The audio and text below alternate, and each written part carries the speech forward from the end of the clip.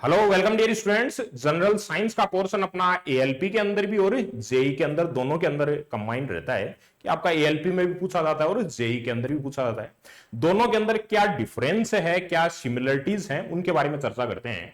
जो आपका सबसे पहले एएलपी जो अपना सीबीटी 1 और सीबीटी 2 के अंदर एग्जाम है उसके लिए चर्चा करते हैं कि एएलपी जो अपना सीबीटी 1 के अंदर जनरल साइंस पूछा जाता है और सीबीटी 2 के अंदर जो जनरल साइंस का पार्ट पूछा जाता है और उसको कैसे कवर करना है और आपका जो दिवाली का ड्यूरेशन है इसके अंदर कैसे आपको मैक्सिमम यूटिलाइजेशन करना है अपने टाइम का, उसके बारे में भी चर्चा करेंगे। तो सबसे पहले तो एएलपी के बारे में जैसा आपको पता है कि नोटिफिकेशन आपके पास में पहले काफी पहले आ चुका है 2025 का, और अब लगभग ये मानो आपकी आफ्टर द दिवाली आप जो एएलपी का एग्जाम आपको देखने को मिल जाएगा। तो एएलपी का 2025 के नोटिफिकेशन के अकॉर्डिंग सीबीटी 1 के अंदर आपको स्पेसिफाई नहीं किया जाता कि भाई नंबर ऑफ क्वेश्चन कितने पूछे जाएंगे। टोटल नंबर ऑफ क्वेश्चन 75, जिनके अंदर आपको अलग से स्पेसिफाई नहीं करते कि भाई एएलपी के अंदर अपना जनरल साइंस के इतने पर्टिकुलर क्वेश्चन पूछे जाएंगे। बस जनरल साइंस के अंदर आपको बोला जाता है कि भाई फिजिक्स, केमिस्ट्री और लाइफ साइंस जो बायोलॉजी का पार्ट है 10th क्लास तक पूछा जाएगा। किसकी बात कर रहे हैं अपन? पहले एएलपी सीबीटी 1 की बात कर रहे हैं। एएलपी सीबीटी 1 की बात कर रहे हैं। जनरल साइंस का 10th तक लेवल सेम आपको जेई के एग्जाम के अंदर भी सेम लाइन लिखी रहती है आपको कि सिलेबस है फिजिक्स, केमिस्ट्री और बायोलॉजी का अप टू 10th लेवल पर।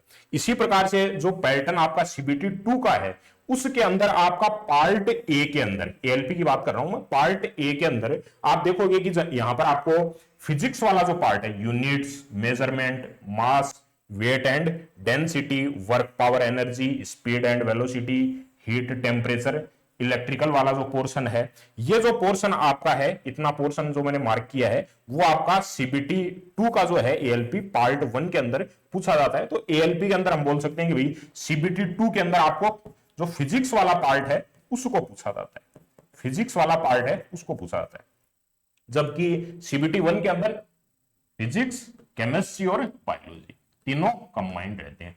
तो यहां पर जो आपका लेवल है जेई के लेवल से कंपेरेटिवली क्वेश्चन हल्के से आप मान सकते हो कि भाई वेरिएशन इतना रहता है कि जेई के अंदर स्लाइटली हायर लेवल के पूछे जाते हैं, जबकि पूछा 10th लेवल तक ही, आपको नोटिफिकेशन में 10th लेवल तक ही लिखा हुआ है और लेवल ऑफ क्वेश्चन है उनके अंदर डिफरेंस देखने को मिलेगा आपको एएलपी और जेई के अंदर। तो सबसे पहले तो आपको एक क्लियर होना चाहिए कि भाई सीबीटी 1 के अंदर फिजिक्स, केमिस्ट्री, बायोलॉजी तीनों पूछी जाती हैं और सीबीटी 2 के अंदर जो फिजिक्स वाला पार्ट है उसी को पूछा जाता है। ये किसकी बात कर रहे हैं? हम एएलपी की बात कर रहे हैं। अब इसके बाद में जो आपका जेई वाला पोर्शन है जो आरआरबी जेई के अंदर, उसके लिए बात करते हैं सीबीटी 1 और सीबीटी 2 की। अब सीबीटी 1 और सीबीटी 2 अलग से स्पेसिफाई करता है जेई के अंदर कि भाई सीबीटी 1 के अंदर जो जनरल साइंस है जिसके अंदर क्या पूछा जाएगा? फिजिक्स, केमिस्ट्री और बायोलॉजी तीनों कंबाइंड पूछी जाएंगे। 30 क्वेश्चन 30 नंबर के आपसे पुट किए जाएंगे। और यही सीबीटी 2 अगर जेई की बात करें, जेई सीबीटी 2 के अंदर यहां पर आपको फिजिक्स और केमिस्ट्री ही पुट किया जाएगा, जबकि एएलपी के अंदर केवल फिजिक्स था। यहां पर फिजिक्स और केमिस्ट्री का पार्ट है।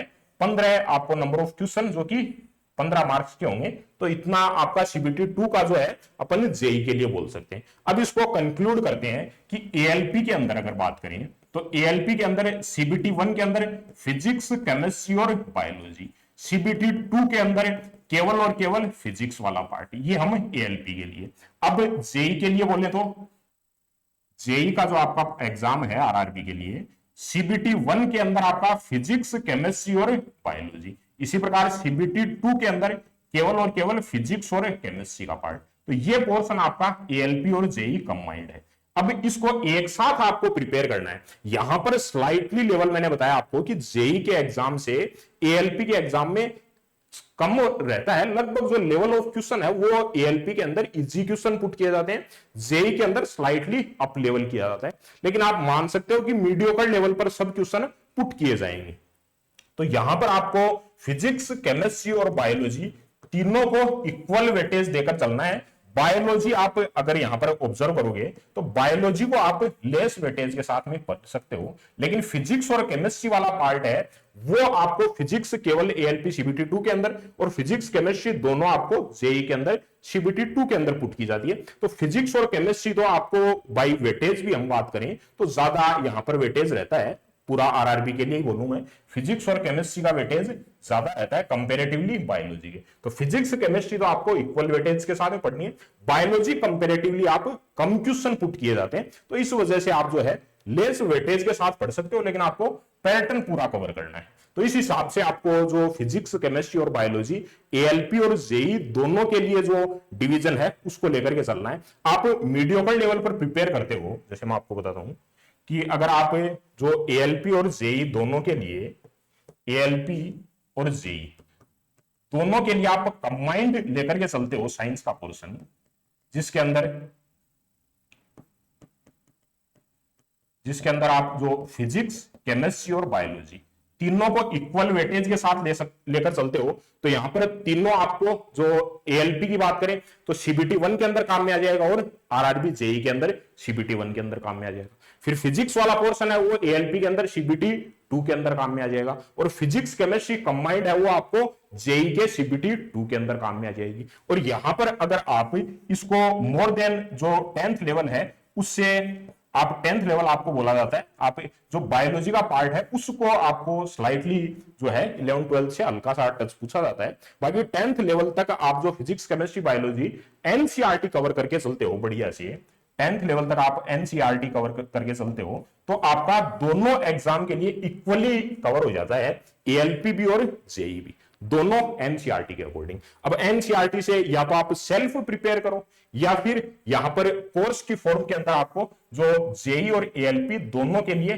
कंबाइंड है आपका, कोर्स के थ्रू भी आप कवर कर सकते हो। ठीक है, यहां पर आपका एएलपी और जेई दोनों एग्जाम जो मैंने बताया आपको, उनके अंदर सीबीटी 1 का पार्ट भी कवर हो जाएगा और सीबीटी 2 का पार्ट भी कवर हो जाएगा। ठीक है, तो इस वे के अंदर आपको जेई और एएलपी है उन दोनों को कंबाइंड तरीके से लेकर के चलना है, ताकि फिर एएलपी का सीबीटी 1 और सीबीटी 2 हो चाहे फिर जेई के अंदर आपका सीबीटी 1 या सीबीटी 2 का एग्जाम हो, चारों आपको एग्जाम के लिए आपका जनरल साइंस का पार्ट है वो इजी कवर हो सके। ठीक है, तो इस स्ट्रेटजी के साथ में आपको जनरल साइंस का जो पार्ट है उसको लेकर के चलना है।